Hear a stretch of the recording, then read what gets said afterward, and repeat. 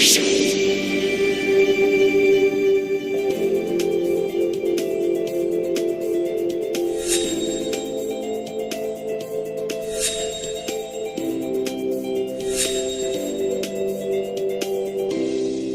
morning we're going to continue looking in 1 Peter chapter 4.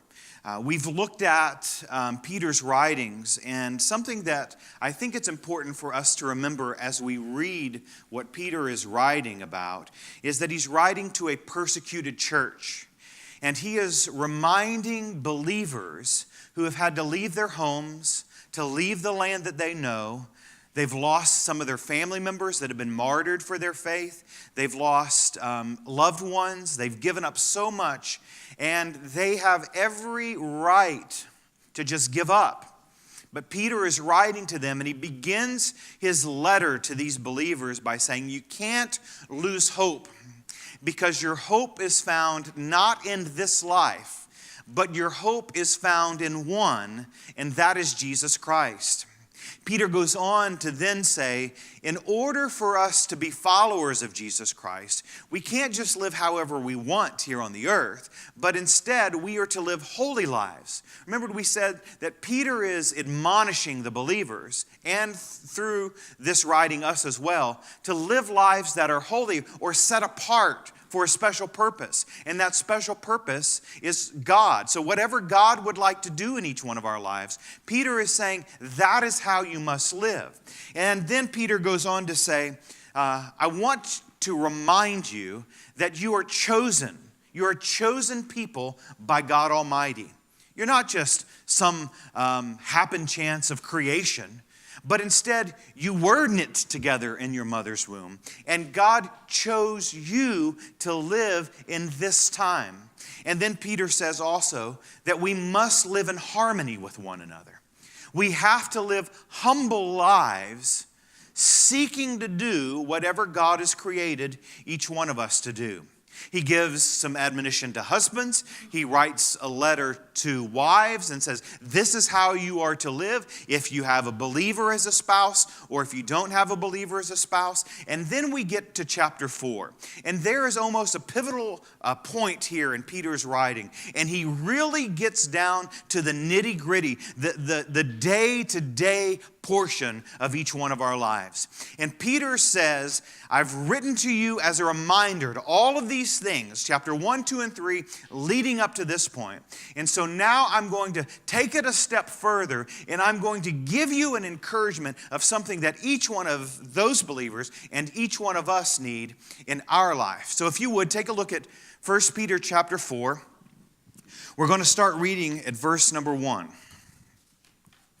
Peter writes, therefore, since Christ suffered in his body, arm yourselves also with the same attitude, because he who has suffered in his body is done with sin. As a result, he does not live the rest of his earthly life for evil human desires, but rather for the will of God.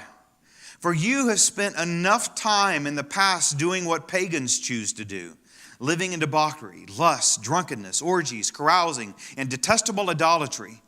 They think it's strange that you don't plunge with them into the same flood of dissipation, that they heap abuse on you. But they will have to give account to him who is ready to judge the living and the dead. For this is the reason the gospel was preached, even to those who are now dead, so that they might be judged according to men in regard to the body, but live according to God in regard to the Spirit. That's enough. Just in those first 6 verses, Peter has given us enough. And if we were to spend the rest of our lives consumed with anything, we could be so consumed with those first 6 verses here in 1 Peter chapter 4. But Peter goes a step further and really gets into the nitty-gritty in each one of our lives. In verse 7, he says, the end of all things is near. Have you heard that before? Has somebody ever said that to you before? Peter says, the end of all things is near. Therefore, be clear-minded and self-controlled so that you can pray. Above all, love each other deeply, because love covers a multitude of sins. Offer hospitality to one another without grumbling. Each one should use whatever gift he has received to serve others faithfully faithfully, administering God's grace in His various forms. If anyone speaks, he should do it as one speaking the very words of God. If anyone serves, he should do it with the strength God provides, so that in all things God may be praised through Jesus Christ. To Him be the glory and the power forever and ever. Amen. Have you ever felt in life that you were just, in essence, killing time? That you were just kind of in a waiting room, just kind of hanging out and waiting and not sure of what your next step in life really is? I think sometimes in our lives, we get so caught up in the hustle and bustle of life. We step back and I just want to wait. I just want to push pause on things, and I'm just waiting. Or there are circumstances that are in our life that causes us to not be certain or not be sure of what we should be doing in life. Clint Black, in the song that he sang several years ago, he said, "This killing time is killing me. I'm drinking myself blind, thinking I won't see. Not if I cross that line and they bury me, well, I just might find that I'll be killing time for eternity." He goes on and says, "I don't know nothing about tomorrow. I've been lost in yesterday. I've spent all my life just dying for a love that's passed away. And there's an end to all my sorrow. That's the only price I'll pay. But this killing time is killing me." I think sometimes that's how we are tempted to live our lives. So we're just killing time. I'm just marking off the days on the calendar. I'm just turning the pages from month to month to month. And all I'm doing is I'm just killing time. I'm just sitting here and I'm waiting. I'm in a waiting room and I'm not sure of what my next step should be. And Peter is writing to the church that's not in a waiting room. Peter is writing to believers who have every right to be in a place of where they're just killing time, not sure what they're going to do, not sure where they're going to go, because they've had to leave the land that they love, and they've had to leave the land that they fought for, and leave the land that they paid for, and leave their own homes, and leave all of that behind, and lose family members. And now they're kind of in this place that we might say it's a waiting room. They're not sure where to go. They're not sure where to turn. The Roman government has persecuted them because they're believers in Jesus Christ, because they haven't recanted their faith. And Peter is in essence saying, you can read between the lines of what Peter is saying here in chapter 4. He's saying, you're not just killing time. You're not in this life waiting room just holding and trying to determine what your next direction is. But instead, you are to live your life in the present sufferings that you're in as though you are living the life of Christ right where you're at. And so Peter is saying to these Christians that have been persecuted, you have to get out of this waiting game. You have to get out of the timeout box. You have to move out of that, and you have to move through life living for Jesus Christ. I want to ask you this morning, as we launch into this time together, how do you spend your time? If we were to ask you to go to this past week, and you were to examine this past week or this past month or maybe even the past year of your life, how is it that you spend your time? If we were to give you a piece of paper and a pencil this morning, and we were to say, we want you to give an account of your time, how would you give an account of your time? What is it that you would write down on your paper? Would you write down, I'm in a waiting room. I'm just kind of in a pause moment right now. I'm not sure of a direction in my life. Should I stay or should I go? Do I turn around? Do I move forward? Do I go left? I'm not really certain. Or how is it that you spend your time? Is it you spend the majority of your time with your family? Is it you spend the majority of your time in work? Is it you spend the majority of your time doing this, that, or the other? How is it that you spend your time? One thing that you often hear from people, and you hear this a lot, is, I just don't have enough time, right? I don't have enough time. Or something else that you'll hear is, well, time just kind of got away from me, and I lost track of time. Some people, that's how they live their life. You ask them, how is it that you got to this moment in your life? I'm not real sure. I'm not real sure. Time just kind of got away from me, and I just kind of found myself in this position at this moment in time. The truth is that every one of us have the exact same amount of time in our day as everybody else does. If you were to turn and to look at your neighbor this morning, and you were to ask them how much time do they have in their life, or do they have enough time in their life, the answer that they would give back to you is, I have 24 hours in every single day.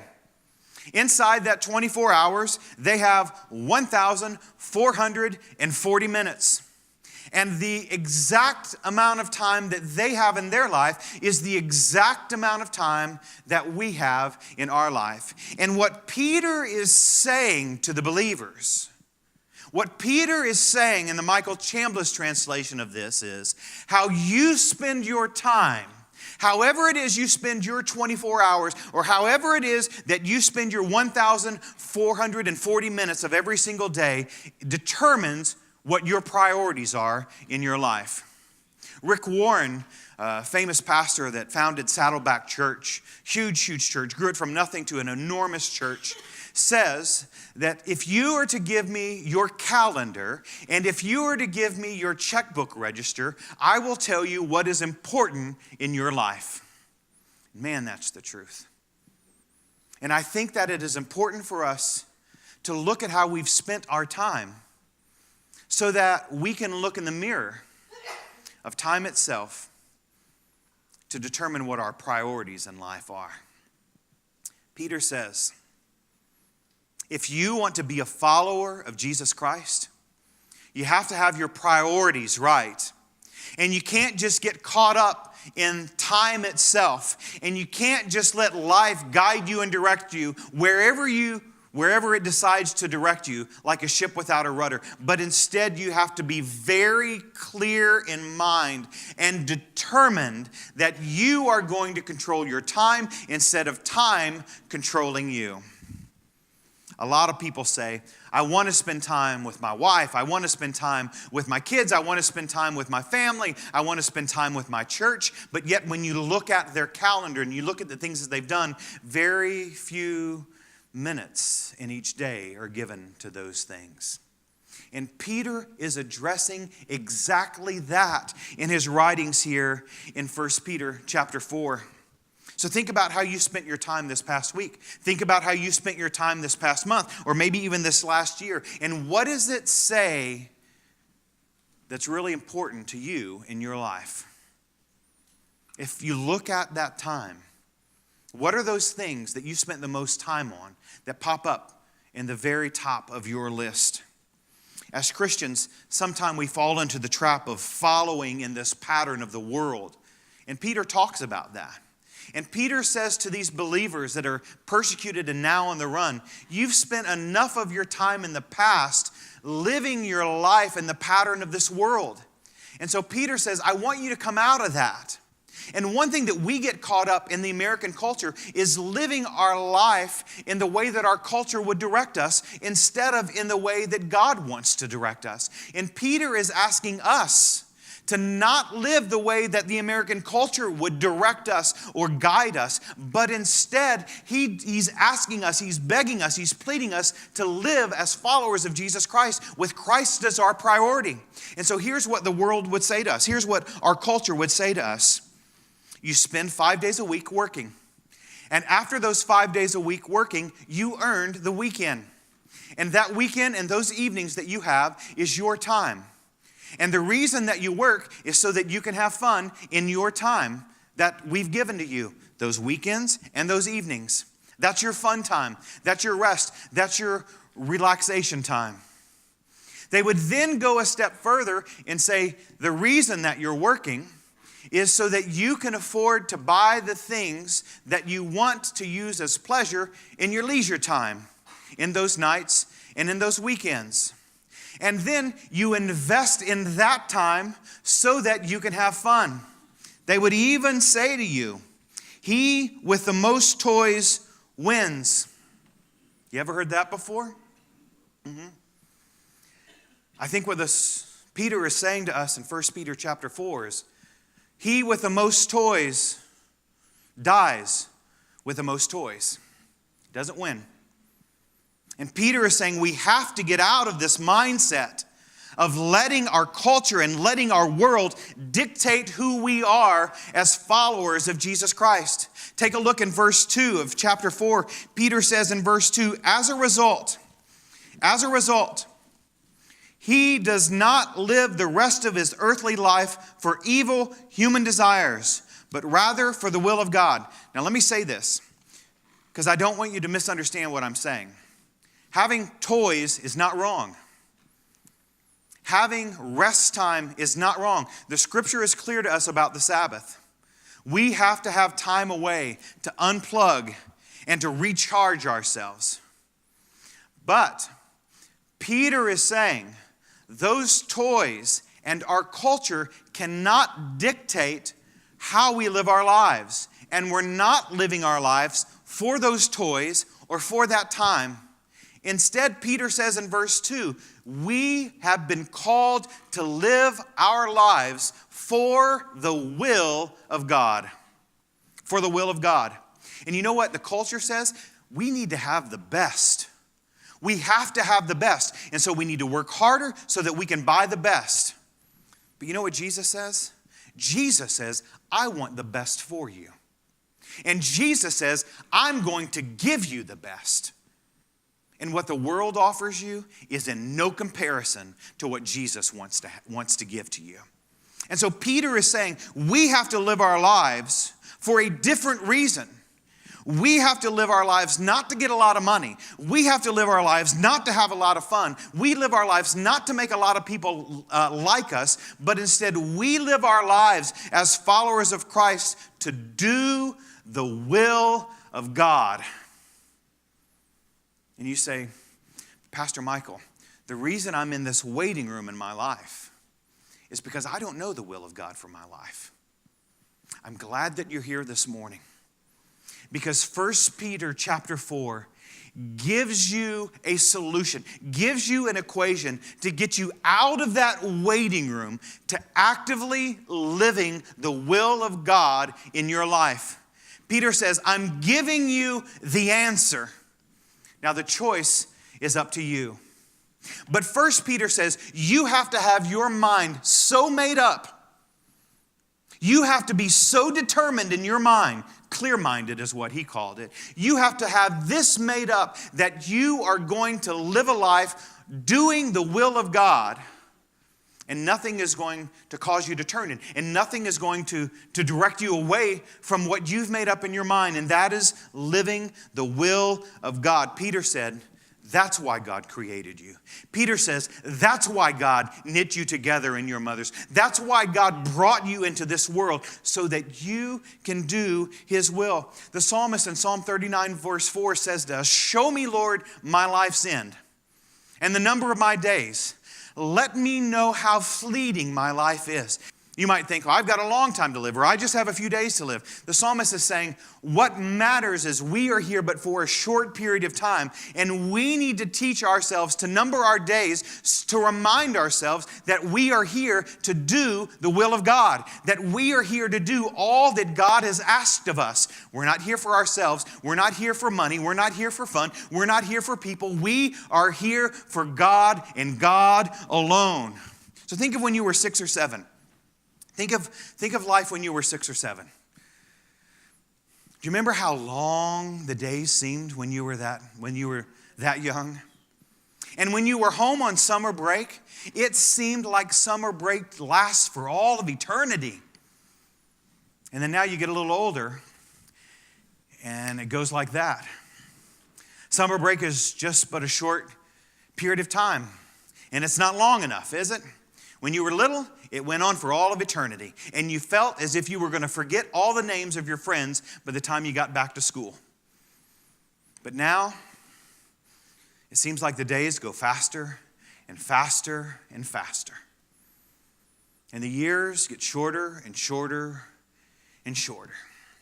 And the psalmist is telling us that we need to order our lives thinking of how we live each one of those days. Time is so short. In Ephesians chapter 5, verse 15 and 17, Paul says, be very careful then how you live. Very, very careful how you live, he says. Not as unwise, but as wise, making the most of every opportunity. Another translation, I think it's the New King James Version, or maybe the King James Version says, making the most of your time, because the days are evil.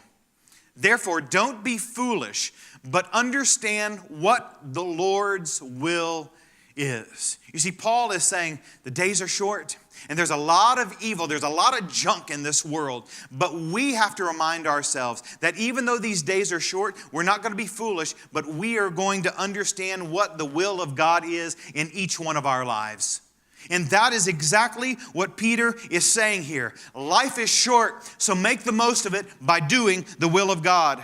Do what God has asked you to do. We must make the most of it for God. I want to read to you just a short passage from the book of Ecclesiastes, chapter 2. You don't have to turn there, but you can write this down if you want to go back and read this.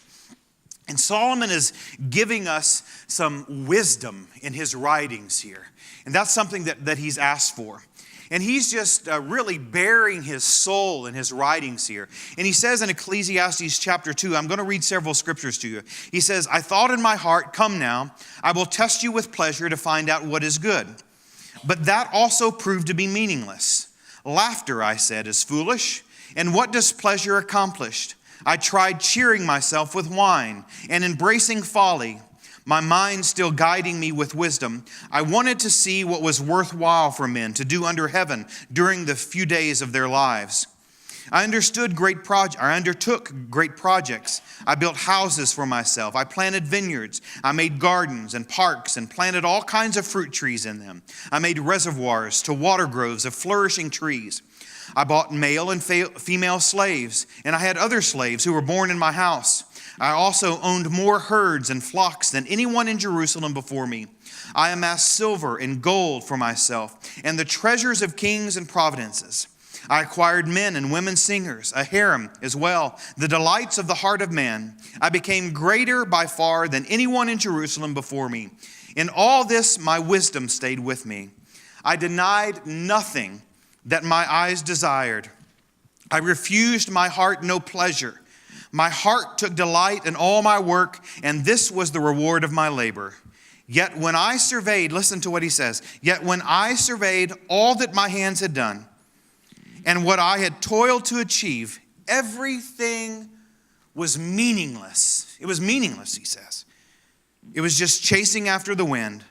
Nothing was gained under the sun. Solomon says, I lived my life chasing the pleasures of this world. I just chased whatever I wanted. I acquired it. If I wanted women, I went out and I gathered women. If I wanted a new garden, I went out and we planted a garden. If I wanted a new house, I built houses, I built palaces. I did all of this stuff. And at the end, he says it was absolutely meaningless. You tie that with what Peter is saying to us in 1 Peter chapter 4. And we know that the things that we acquire in life are absolutely meaningless. They have a purpose here on this earth. But in the light of eternity, they have no purpose unless we use them to do the will of God. He goes on to say, Solomon goes on to say, so I hated life because of the work that is done under the sun was grievous to me. All of it is meaningless. A chasing after the wind. I hated all the things that I had toiled for under the sun because I must leave them to the one who comes after me. And then he says, to the man who pleases him, God gives wisdom, knowledge, and happiness. But to the sinner, he gives the task of gathering and storing up wealth to hand it over to the one who comes after him. Solomon says, all of the things of this life that you can acquire, all of the things that you can put into your bank account, all of the things that you can put into your retirement account, all of the things that you can put into your garage, all of the things that you can put into your shed, and all of the things that you can put into your rental unit are absolutely meaningless unless you are doing the will of God. And did you catch what Solomon said? I've acquired all of this stuff and I'm going to die and I'm just going to leave it to the people that come after me. And he says, I'm sick of that. I'm not going to live a meaningless life anymore, but instead I'm going to live a life doing the will of God. And Peter says the secret of life, of getting out of life's waiting room, is doing the will of God. And so I ask you this morning to examine the last week of your life, to examine the past month or the past year of your life, and ask yourself the question, have you just been living your life acquiring all of this stuff the way that Solomon was saying that he did in Ecclesiastes chapter 2? Have you just been trying to get all of this stuff so that you have the most toys or the best things in life? Or have you been living your life with the mindset that Peter is asking us to have in 1 Peter chapter 4, to just do the will of God? To do the will of God if you have toys, to do the will of God if you don't have toys. To do the will of God if you have a nice house, or to do the will of God if you don't have a nice house. To do the will of God if you have a new car, or if you have a car that's just hanging on by a thread. Peter is saying all of that stuff doesn't matter. What matters in your life is to just do the will of God. You know, in this place this past week, there were so many people that came every single day and they gave of themselves. And at the end of the day, they were completely exhausted. But when they went home and they put their head on their pillow, they had sweet rest in knowing that they were doing the will of God, because they were impacting little lives for all of eternity. Peter is saying we have to get out of the rat race of life, to step out of it and say, I'm not getting in that race anymore. I am in a different race. And the race that I am in is doing the will of God. And nothing is going to detract me from that. Michael Eisner, who is the head of Disney, in one of his books wrote about when Walt Disney was creating Disney World. And after he opened up in California, he noticed that there were so many people that were coming to the park, and these people were standing in line, and they were getting sick and tired of standing in line waiting for all of the rides. And so Walt Disney, being the genius that he was, created this concept of looped lines, not just a long straight line waiting for all of eternity to try to get on a ride to have a 3 or 4 minute time of joy. So Walt Disney knew that he had to redesign these lines that people were waiting in for forever. And so they created these looped lines. And in the looped lines, they put concessions, they put distractions, they put music, and they put smell machines and different landscaping to try to take your mind off of the wait that you were in, so that you would forget how long you were waiting on the way to have just a couple of minutes of excitement riding a ride. And Michael Eisner says Walt Disney was a genius in creating looped lines, because he distracted people from this game of waiting that they were in the parks. And did you know that that's exactly how the enemy works in the life of a believer of Jesus Christ?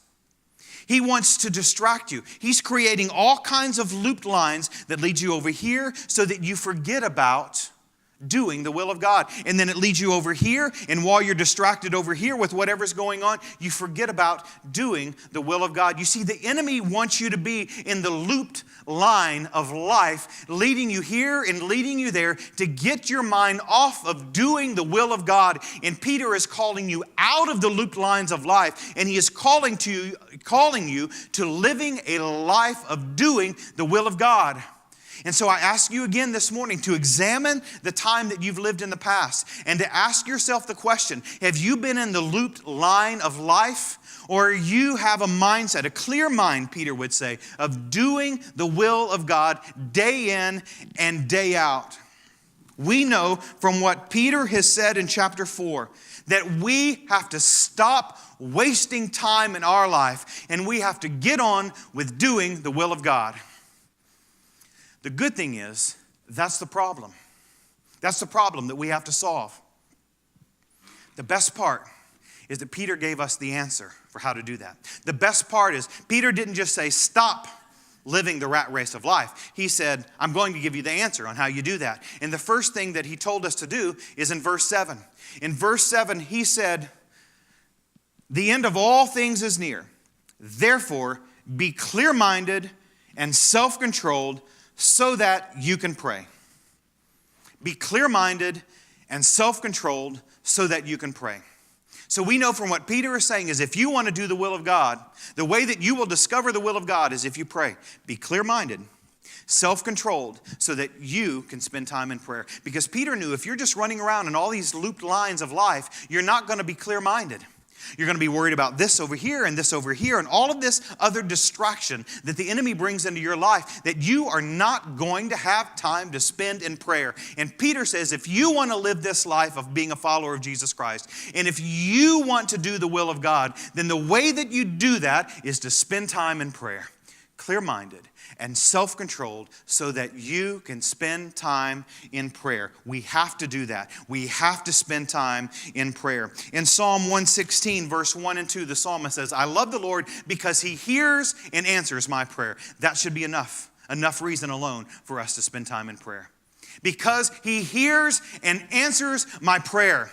The psalmist goes on to say in verse 2, because he bends down and listens, I will pray as long as I have breath. If you want to live a life of doing the will of God, then this has to be what you take and apply to your life. Peter says, be clear-minded, have self-control, so that you can pray.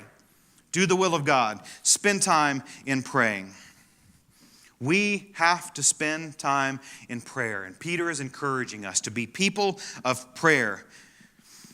Be people of prayer. The next thing that Peter says that we have to do is in verse 8. He says here you have to spend time in prayer.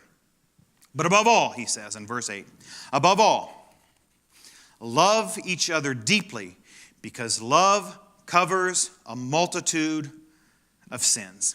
So what's the world say to us? This loop line of life, what does the world say to us? An eye for an eye and a tooth for a tooth.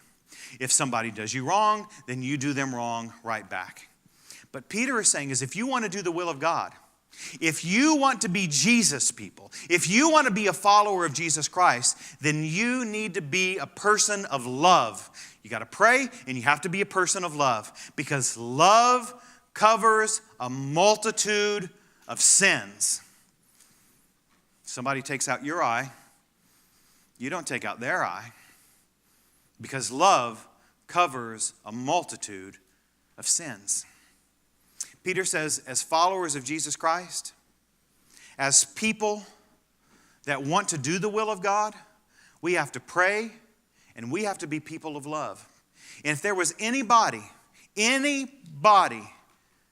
that could be eye for an eye and tooth for a tooth people, it could probably be these people that Peter were writing to.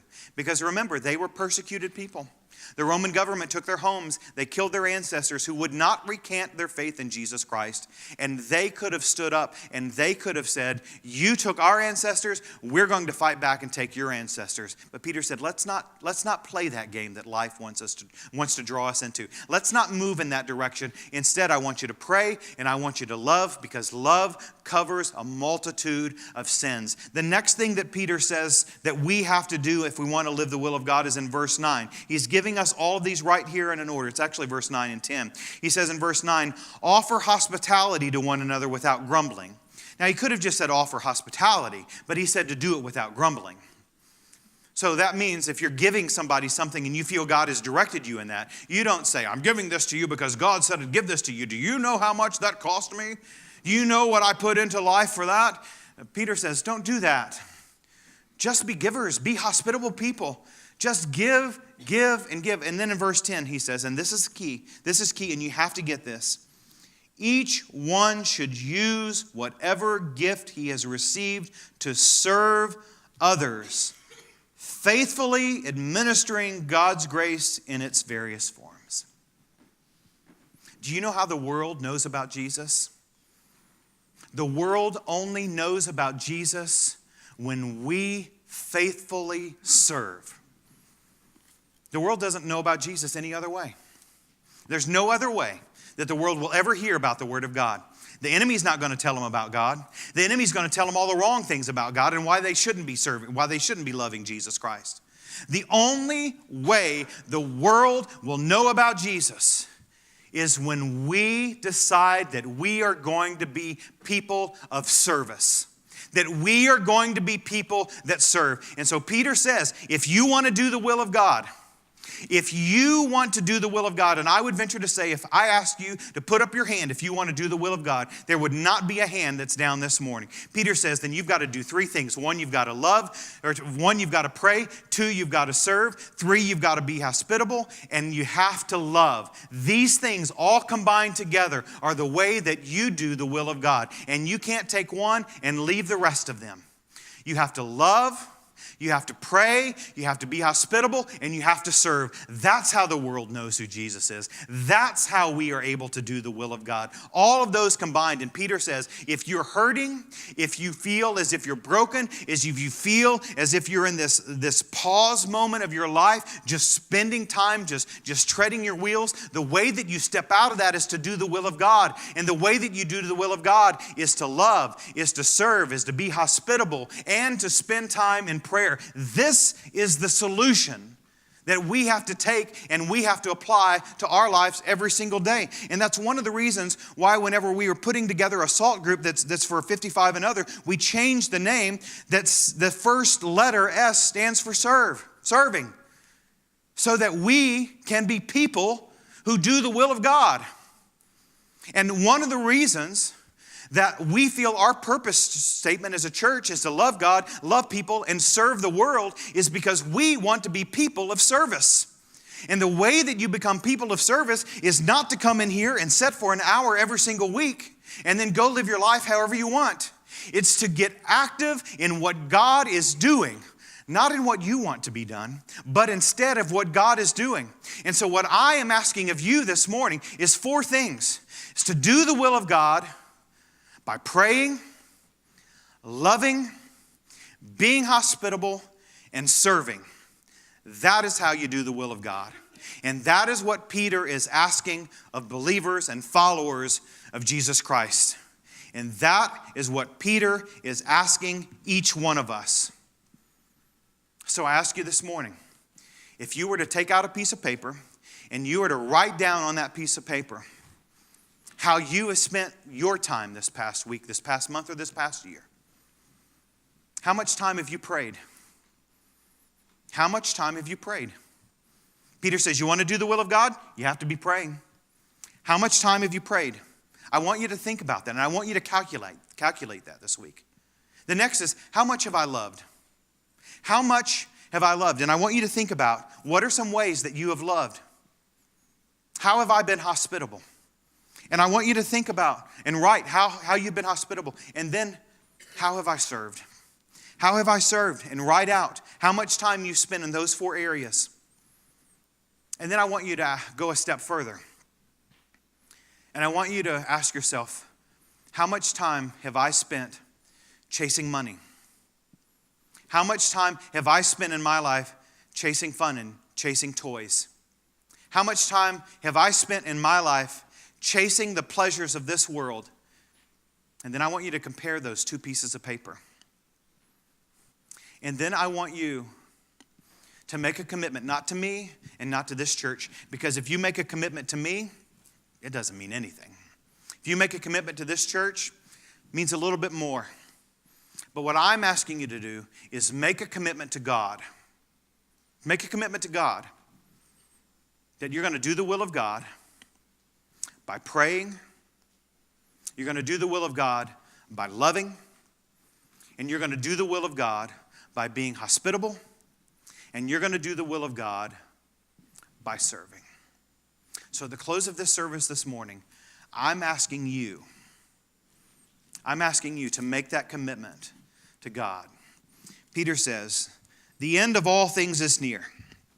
Therefore, be clear-minded and self-controlled so that you can pray. Above all, love each other deeply, because love covers a multitude of sin. Offer hospitality to one another without grumbling.